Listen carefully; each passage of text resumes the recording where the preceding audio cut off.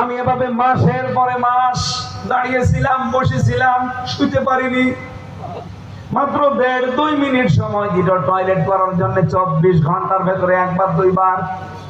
আমারও মাত্র 2 বার সময় দিয়েছিল, প্রসাব করা একবার, টয়লেট করা একবার। তার 1.5 মিনিট 2 মিনিট। টয়লেট কি করা যায়?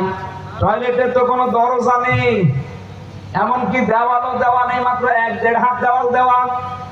আর সামনে অফিসার বসে আছে, ওর সামনে যুবক মানুষ। বলেন তো আপনার পায়খানা যদি লাগে, ও ছাতা দেখার জন্য বন্ধ হয়ে যাবে। কি করেছিল মানুষের সাথে? আমার মাঝে মাঝে ওই দৃশ্যগুলো চোখের সামনে আসলে আমার নিজেরই কান্না লাগে। আল্লাহ, কি করেছে ওরা! এমনি আমরা শাস্তি চাচ্ছি হাসিনার।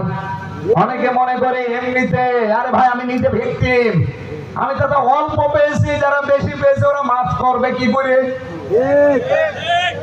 আপনি ব্যারিস্টার আরমানের কাছে যে দেখেন, ওর চোখের নিচে অলরেডি কালো হয়ে গেছে লোকটার। কত মানুষের শরীর পচতে পচতে পচতে পচতে দুর্গন্ধ বের হতো।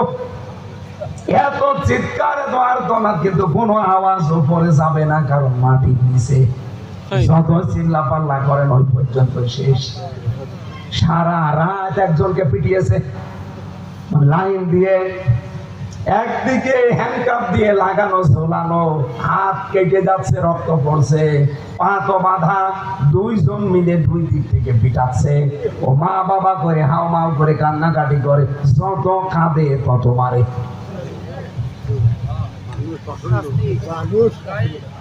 এই কঠিন অবস্থাগুলো বাংলাদেশের উপর দিয়ে গিয়েছে।